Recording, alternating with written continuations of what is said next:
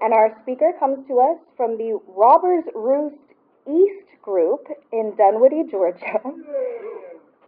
He gave me a very interesting way to introduce him, so I'm just going to let Art do that himself. Thank you.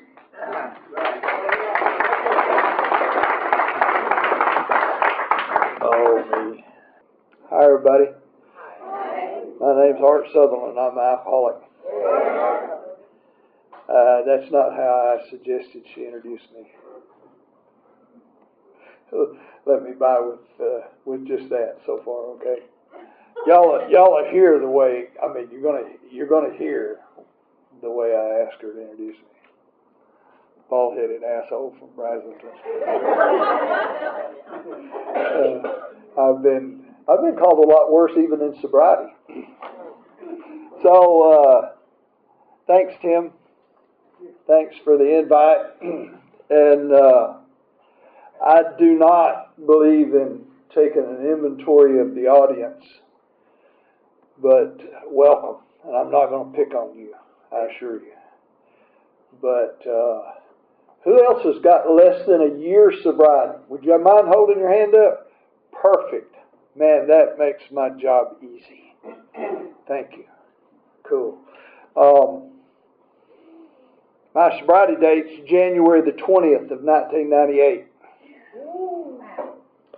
What that means is, I looked it up before I came in here because I don't keep track of it that close. 9,744 1 days at a time. That may not impress you, but it impresses the hell out of me and everybody that knew me before I got here. Now then, if I can pick on you for just a minute, because I was in your seat one time. This was my first AA meeting. I would not pick up it was in Huntsville, Alabama. I would not pick up a white chip. That was, that's going to expose me. I mean, I'd been laying drunk in the street before, that didn't seem to bother me. But I wasn't going to come pick up a white chip at a meeting. I picked up a 30-day chip. Came in here lying in my teeth, didn't I? So I came to Atlanta then for treatment, and I went to a CA meeting up in Norcross called the Log Cabin Club, the end of the line group at the Log Cabin Club. And there was a man spoke there that had 6 or 7 years. I wanted 6 or 7 days. That's what I felt like 6 or 7 days would get the monkey off my back. My wife would let me alone. My kids would think I was behaving correctly. And so I just couldn't believe somebody would want to stay sober for 6 years, 7 years. Why would you do that? And here I am, telling y'all my sobriety date. And, if I were you, I'd be looking at me saying, he's a lying son of a bitch. He done admitted to lying. Here he goes again. But I hope, as I talk, I hope y'all hear my story well enough to know I earned my seat here, and I'm not going to talk too much about that. I earned my spot here. But as I was thinking, after Tim called, I was thinking about this, and man, I've been around a minute. I've got ups and downs in sobriety I can share with you. I would not stand up. Now, at a year sober, I might have stood up here and made it smell like roses. Because, man, I had an awesome first year of sobriety.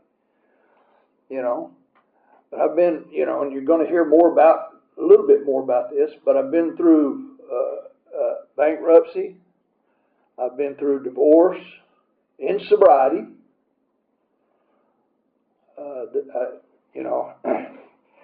I try my best to not be too emotional. I'm an emotional man. But I lost my mother, and, she got to see me sober. And she got to see me be a decent son as she went downhill, and we lost her. She won the battle, by the way. Let me tell you that. My mama won the battle. But I sure do miss her. But, you know, I haven't drank. And listen to me, if you're new and you're wondering, how in the hell does some guy get 9,000 days? You only do it one day at a time. And sometimes you do it 5 minutes at a time. Pick up the phone. Call somebody. You know, and that's how I did it. That's how I did it. Thank God I didn't get divorced in my first year of sobriety, because there was some garbage still needed to be unpacked around that relationship. Probably still some garbage that needs to be unpacked around that relationship. And I'll talk about that when I talk about the steps. The 8th step for me in that circumstance is a lot more important than the 9th step. The 8th step says I'm willing to make amends. And so I got to constantly check myself to see if I'm willing. And then when the opportunity presents itself, then I'll take action. That's good sponsorship. I didn't come up with that by myself. That's good sponsorship. I have a sponsor. In fact, I'm sponsored by the guy that sponsored me in my first year of sobriety today. We've gone full circle. I've had 4 sponsors. You know, 2 of them are passed. And so I'm sponsored by a guy named Bill. And I'll tell you that story right quick. When I came in here the first time in 96, came to treatment in Atlanta in 96. 90-day program, they let me go at 88 days because I was so successful as a recovered alcoholic, man. I did it so good, they let me go at 88 days. They didn't make me stay them other 2 days. The truth is, my workers' comp insurance or something or other was paying me like 70% of my normal salary while I was in rehab. And, you know, it was going to run out, so the treatment center let me go back in at 88 days. That's the truth. I like to tell it, though, like I was a really good alcoholic. You know, I set out to do that. Hey, guys, when I was a little... No, I'm lying again. Here we go. I like to tell the story that when I was a little bitty kid, I set out to be an alcoholic. That's what I wanted to be when I grew up. And if I ever grow up, maybe that'll be the case. But anyway, so let's move right along with this thing. Oh, I'm gonna point out some real significant things that let you know that AA works. And I'll prep this so y'all know when it's about to happen. In a few minutes, some of my so-called friends are stuck in traffic. They're going to come through that door. And pay attention to what I say when they come in here and watch their reaction. And that's proof forever. You'll never need any other indication at all whatsoever that AA works. It'll be real obvious. So bear with me. I'll just interrupt. I'm good at squirrels. Y'all, you know, squirrel. I'm really good at that. So this will work out real good for me. So, I did not drink until I was 21. I took my first drink of wine on the back porch of a renter house in Fairbanks, Alaska. I don't believe there's any great... I'm not a connoisseur of wine. Didn't like it then, don't like it now. If that had been all the alcohol there was, it'd be a different speaker here. That would have been the only drink I'd ever took. That was nasty. No grapes involved, I'm quite certain. But anyway, the guy that offered me that glass of wine was my host at this house. We were working in Fairbanks, Alaska, trying to get out on the pipeline, and 75. And so he said, we'll go to the club tomorrow night. And so somewhere between the 2nd and 3rd Canadian Club and 7-Up, the magic happened. I grew up in a church. The rules of decorum for that church, decorum behavior, the rules of behavior for that church was we will not allow any member to make, sell, or drink intoxicating beverages of any kind. And I knew that. I used to tell that trying to make all y'all mad at the church because they kicked me out. But the fact is that I knew that rule when I joined that church. My mother was a charter member of that church. I knew that rule. I just chose to ignore it like most other rules. I'm a rule breaker. I'm a rule breaker. I probably broke the speed limit driving down here tonight. I'm sure I did. But yeah, no, don't encourage me. So then that church rule says, or use illegal substances of any kind. They still have the rule about drinking. But in violation of the A singleness of purpose, I'm a cocaine addict as well. Alcohol was doing wonders for me. I mean, it was headed down that dark path.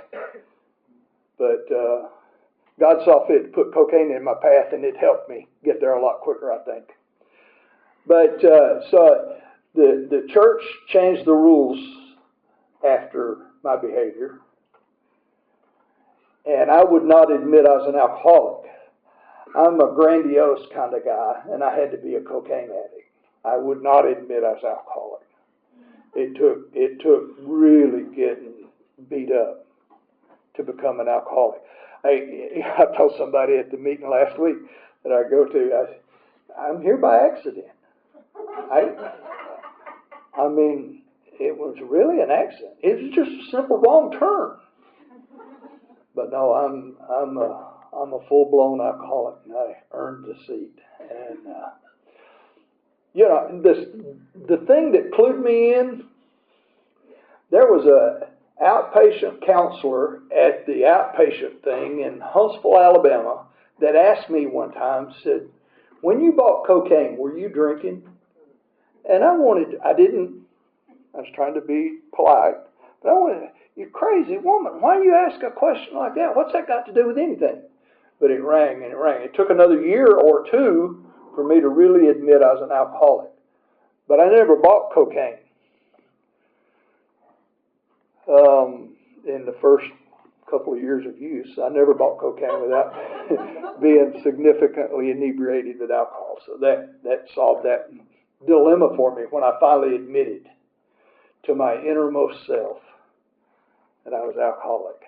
And I didn't admit that to my innermost self until my sponsor says, right here, read that black part. "Hey, Art, don't read the white part. Quit wasting time with the white part. Read the black part." And we had to fully concede to our innermost self we were alcoholic. When I did that, then I had to have some help. And he put me in a bad place. I mean, because now if I'm a full-blown alcoholic and there's no help, I heard what y'all read in meetings. You read it here tonight. So if there's no help, where'd I go there? Okay, I'm in trouble. I'm an alcoholic. What do I do? And the solution is so simple. It was bigger than I to start with. It was way bigger. I could not imagine. And I said this, and I've heard others say it since I said it. Made a searching and fearless moral inventory of ourselves. Yeah, right. Admitted to God, to ourselves, and to another. Ain't no way. I don't cop to nothing even if you have pictures. And so good sponsorship walked me through all that. Okay, so I jump around. I mentioned I like squirrels. We got a backyard full of them. Tim invited me in the place of Helen. And we've got a host of ladies in here, but I assure you I'm not Helen. I promise. I met Helen at the central office sometime probably in my first year of sobriety. My sponsor says, "Go down there and just check it out. Go down there and look and see." And I was telling Tim before then, here's what God did for me. I walked in there. I didn't know her. I had just another lady working in. I didn't know nothing.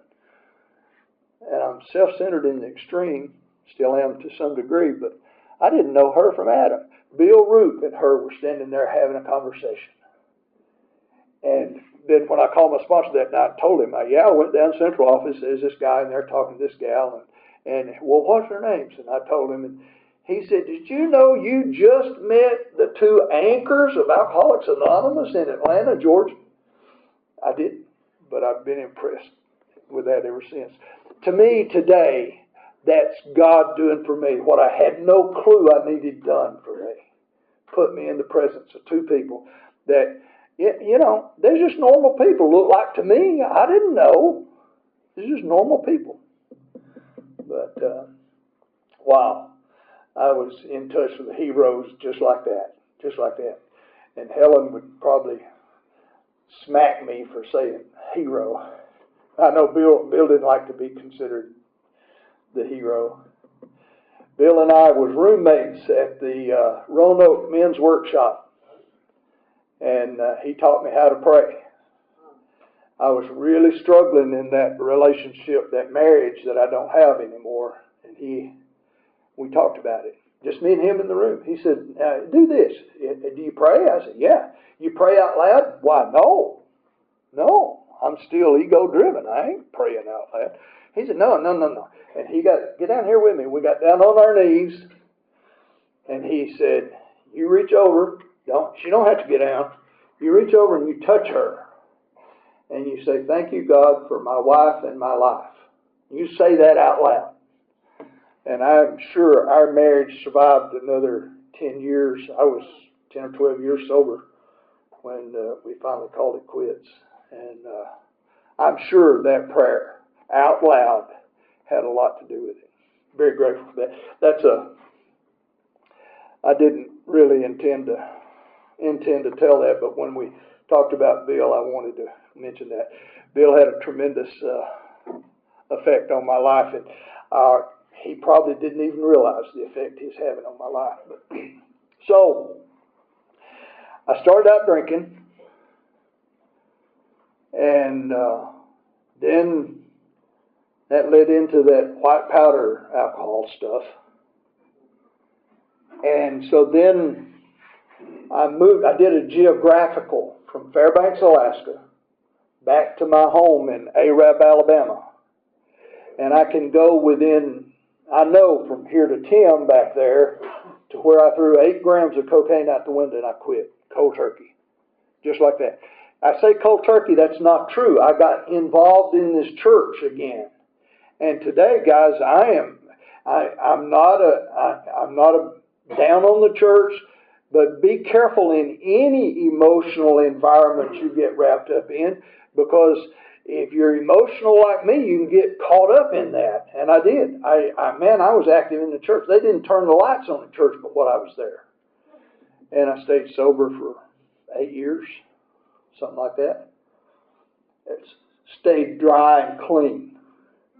I wouldn't even pretend to call it sober. And probably did more damage in those 8 years to my marriage and my children, 2 daughters, than I did while I was using. Because I didn't use around them. I was gone. I was gone. If I was going to drink or get on a drug run, I'd leave. I'd just gone. So, anyway, I got busted at work. A customer that I was walking their house looking at structural work. That's what I do. And I was high as a flipping kite. And they called my boss. And not tattletaling. I don't want to tell it wrong.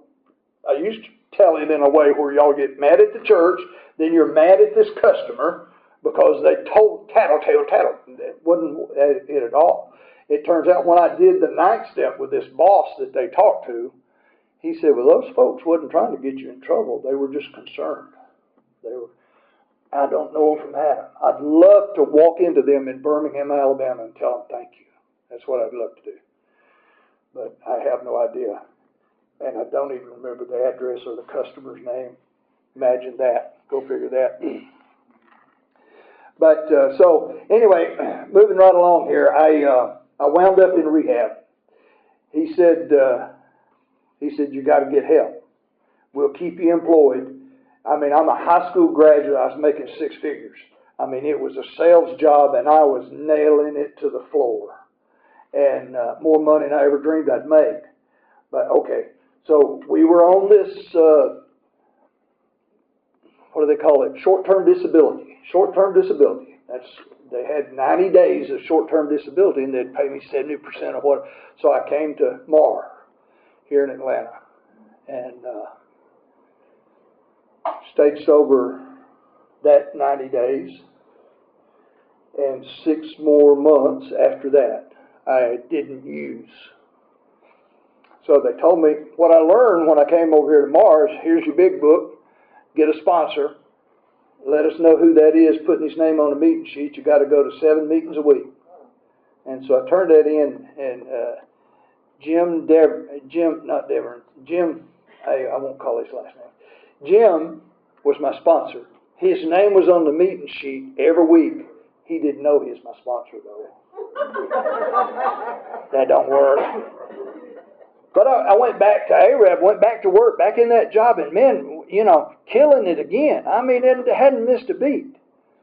And some things got sideways, and at 9 months, you know what got sideways? My AA meeting in Arab, Alabama didn't have a 9-month chip. They didn't have a 9-month chip. They offered me a 6-month chip and a 90-day chip, and it pissed me off. That's the best excuse I got to go get drunk. I mean, seriously, that's the best excuse I got. Can y'all hear the insanity of that? You reckon I had a problem admitting I was powerless? Let's see. Come to believe, restore me to sanity. You reckon I had a problem with that? Yes, I pretended like I was sane. But what y'all just heard come out of my mouth is true evidence beyond any doubt that I was an insane son of a gun. That's why I went and got drunk. Never went back, hadn't been back to that meeting yet. Now I did, when I picked up, I went to a meeting in Cullman, Alabama, because there's a cute little girl there that I wanted to get to know better. I had the rig in my pocket, and I went and I shot dope in the bathroom of that meeting, and come in back in the meeting and whined about how bad my life was. Now then, so I came in here knowing that my mother's a charter member of that church where I broke that rule. Church ain't going to have nothing to do with me. Treatment acted like they wanted to help me, but they gave me a big book, told me to go to meetings, sign this sheet, write this down on a sheet. And now I had shot dope in an AA meeting in Cullman, Alabama. You reckon AA's going to have anything to do with me? I didn't think so. Good sponsorship walked me through that. Good sponsorship prepared me for the night step. And I went back to Cullman, skip around a little bit.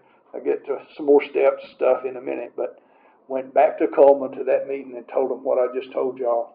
What did they say? Glad you made it back, son.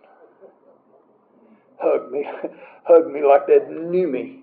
I mean, man, those people hugged me like they knew me. And I understand that today. I understand it. There is not one thing that anyone in this room can do that'll separate you from the love of Alcoholics Anonymous. I believe that with every bit of me. Don't go try it. You don't have to go try it just to prove me wrong. That's not the purpose of me saying that.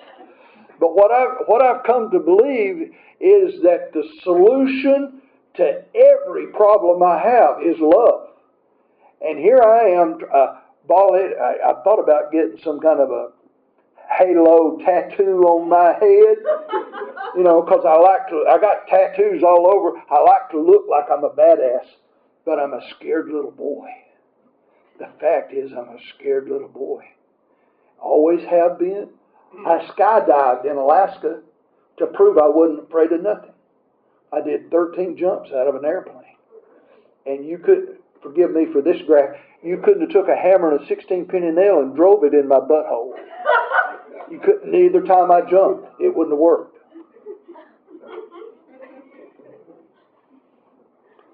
So I'm ego-driven, scared little boy.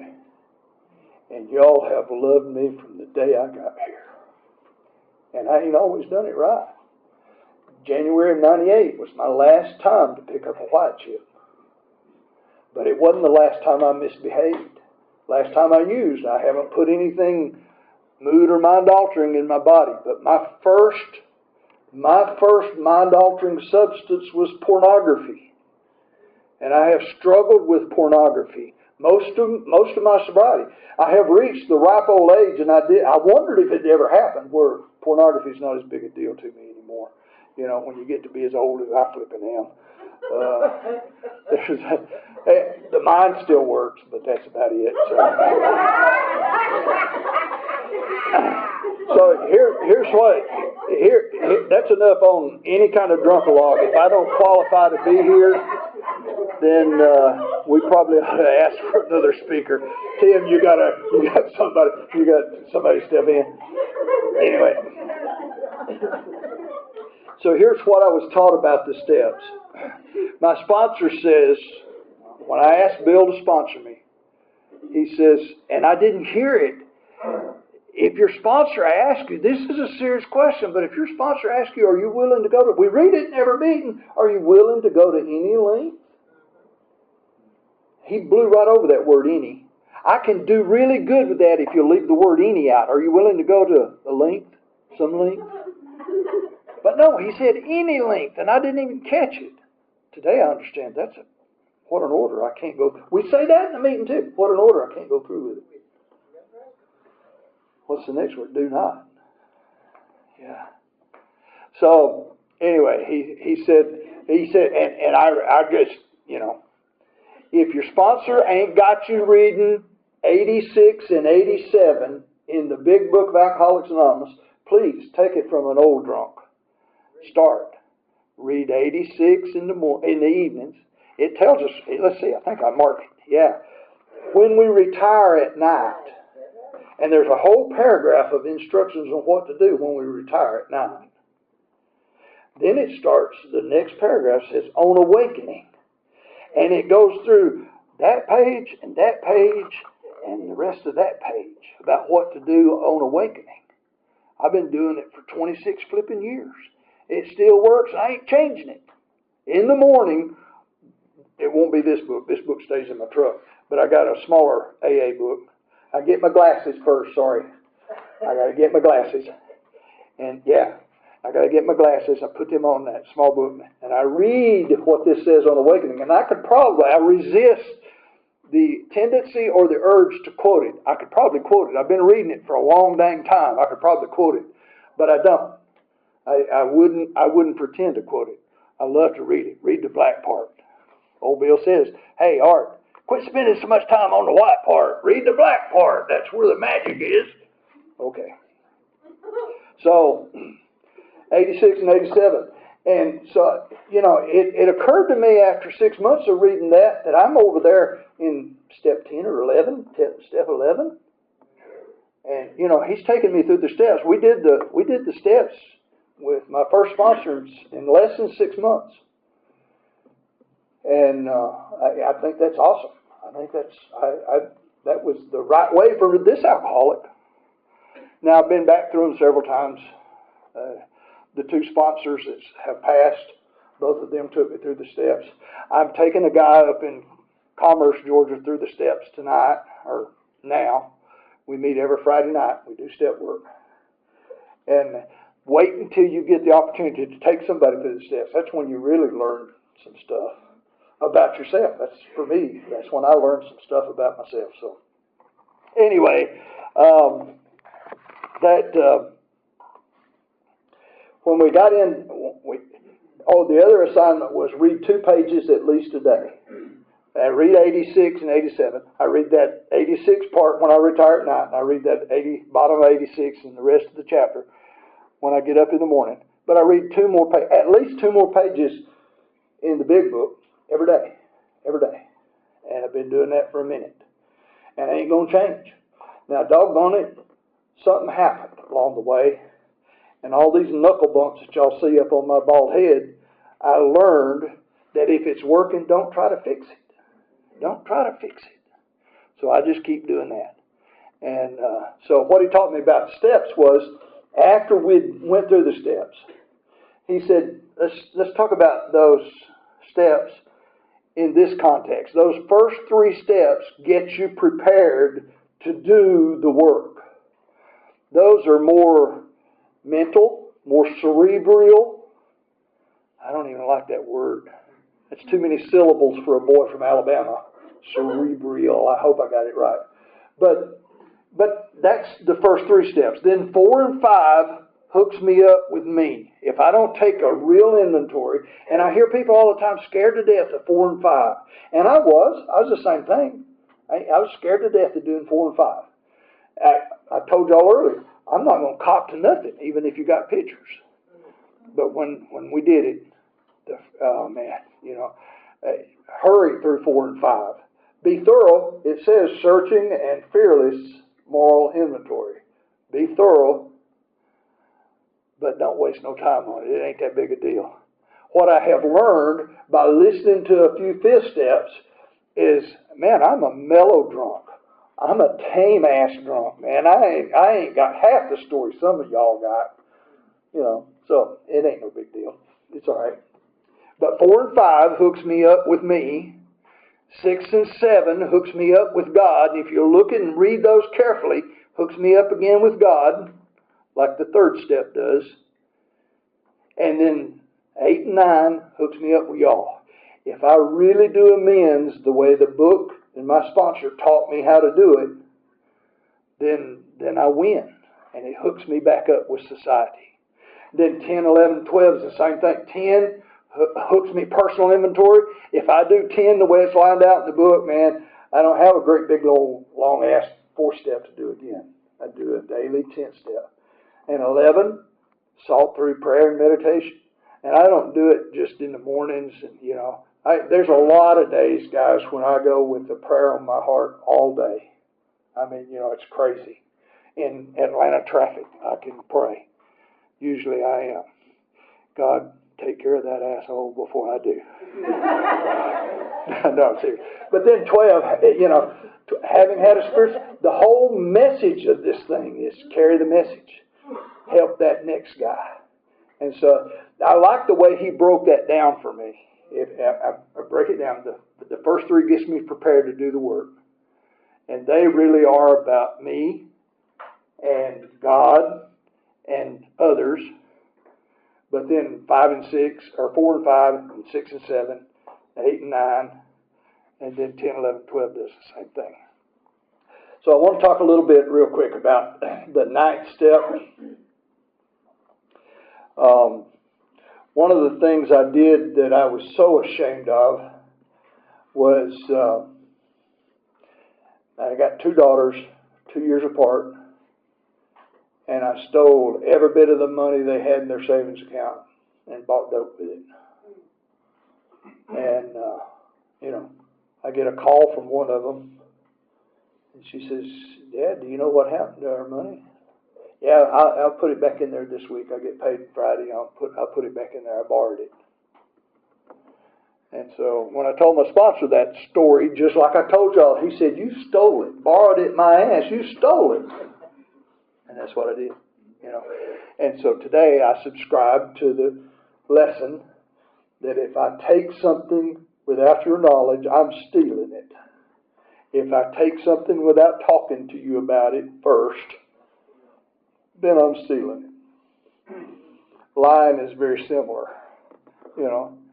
And I'm not as bad as I used to be, but if I could sense that you were thinking something from what I said that might not be true, I'd correct it. I'd fix it.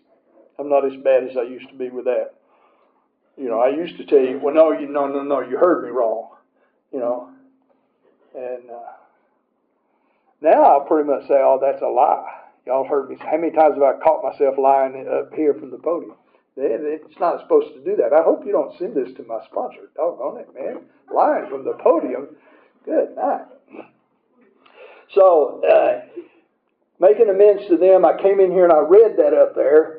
And when I got past admitting to God, to ourselves, and another human being, and I read the rest of it, I wasn't going to do 5. But then I got over there and made make amends to such people, my daughters, April and Ariel. And, okay. So I'm working a little job, little pissant job, and I'm saving money, man. I'm saving money every week, saving money every week. And so when it got to the ninth step, he said, okay, what's on your list you want to do? And I said, I told him, I want to go to Alabama this weekend. I got a TL with the treatment center. I'm going to Alabama this weekend and give them their money back. Oh, is that what you're going to do? No, that's not what you're going to do. You're going to go tell them what you did.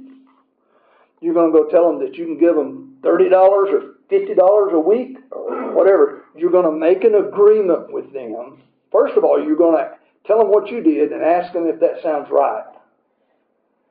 And then put whatever number they put on it. If they double the number, don't bat an eye. You take that number.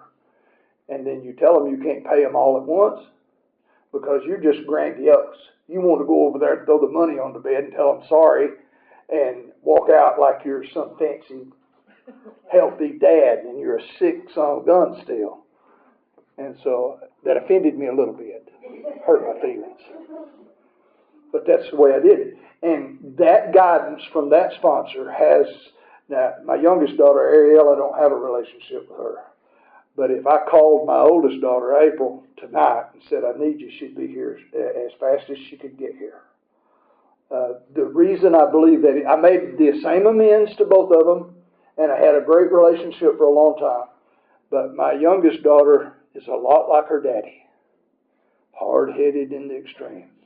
And so I was working with another guy, more night step, working with a guy that spoke at a workshop in Colorado, and he says, do this.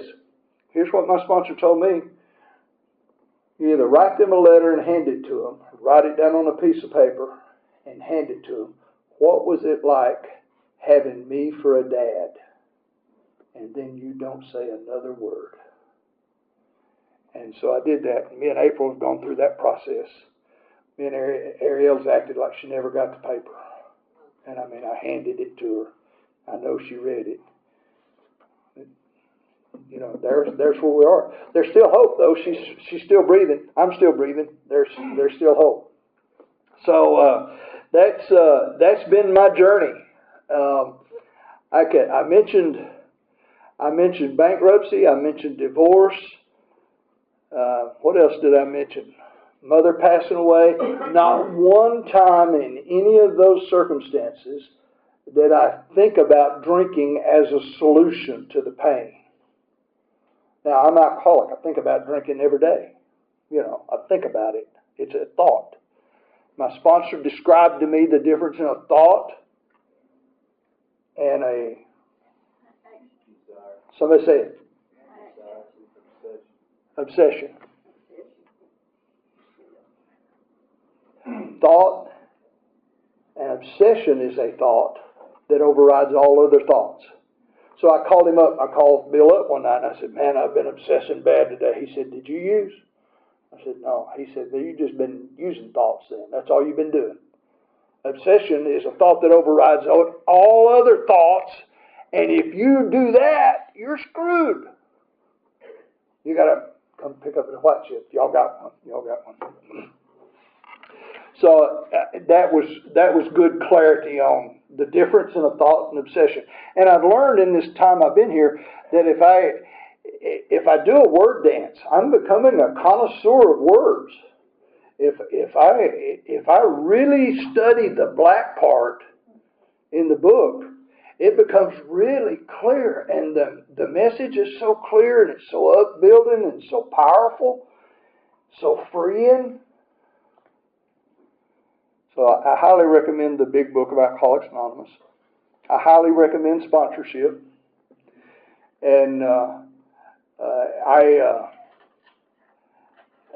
I recommend getting to be a sponsor as soon as you can. I've got my guy up in Commerce, he's ready to start sponsoring guys, but he won't hold his hand up in meetings. That's the assignment this week. He's got Friday night. He better tell me he's held his hand up in meetings to be a sponsor. And because he's ready. He's further along than I was at your first day, dude. He could sponsor you, you know, shoot. He ain't done with the steps, but he's ahead of that guy that needs to just start tonight, you know. So it's really, that's really how it works for me. Well, my boys didn't make it. I'm done. So I'm going to tell y'all what I do, because if they come in, I'm going to interrupt the meeting before. If they happen to get here before, I'm going to interrupt the meeting. I was born and raised in Alabama. I'm a huge Alabama fan. And Roll Tide. That's what I was going to say when they come in the door. But the magic of Alcoholics Anonymous, not one of y'all, are all y'all Alabama fans? Not one of y'all, yeah, see, there you go. Not one of y'all got up and left the room. That's what I wanted to razz Jeff about. That, you know, if they got here, I was going to razz them about, you know, shoot, hey, say Roll Tide from the podium and they don't even leave the room. That's magical in Alcoholics Anonymous. Watch what happens Saturday on the football field. And you would think we wouldn't even stay in the room together. But anyway, I hope you've got something out of what I've shared with you tonight. It's been a little bit scattered, feels like to me. But the message, the only message I got, guys, it doesn't matter how many. The only difference in me and you, sir, is I'm not willing to trade these days for just one day again. I'm just not willing to do it. But I remember what it was like. I definitely remember what it's like. And God's been so good to me. I've retired twice, working on a third retirement. And it's because I love to work. And I ought to retire and just hang out with Tim at the AA meetings all the time. That's what I ought to do, because it's where I get the most joy. Guys, I was scared to death when I got here. I would not pick up a white chip because I was scared y'all would think I was a drunk. I was. I don't know why that bothered me. I was. But here, just a few days later, and I've got a life beyond my wildest dream. I didn't talk about my current wife. I was married 31 years, and we went through a horrible, knockdown, drag-out divorce. And I'm in the program. I wasn't willing to fight. I wasn't willing. I just wasn't. But it had to be some fighting going, so we did. And but I have another lady. God's put another woman in my life. It's not one of us. There's Crown Royal in my refrigerator out in the garage at my house now. But I'm free of that. And she don't drink much anyway. She did when I first met her. She'd drink a little bit. So I got to live vicariously through her on a couple of drunks. I'll tell you this story real quick. If she hears this tape, gosh, she'll shoot me. So it's her 50th birthday, and we're going out to party, And some guys I knew was playing the band at the bar. They're the band.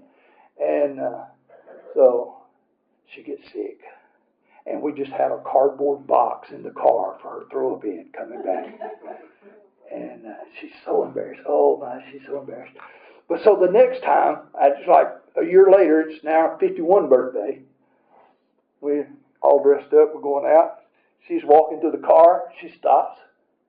She turns around. She goes back in the garage, and she gets a little gallon garbage can, plastic. That woman was a Girl Scout too, by golly, I promise you. That's it. That's it for me, guys. Thanks. Thanks much.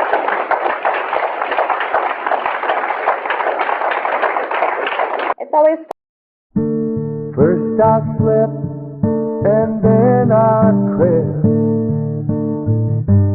to a hope-filled dream. You rescued me, and finally, waking there I see. I look into love's window for a soul that's meant for me. Takes me where the promises are written.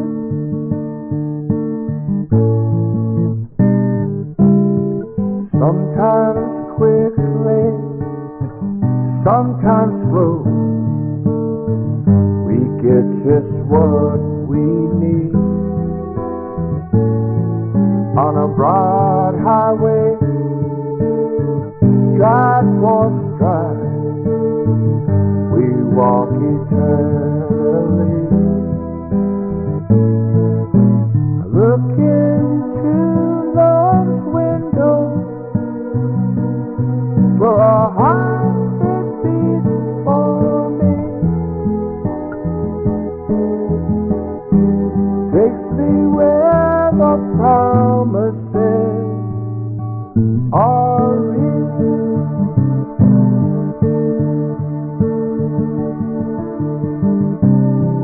And I always long for something that sets me free. And I'd arrive to a world in harmony. See love as a vision that one day would appear to me. Take me where the promises are real.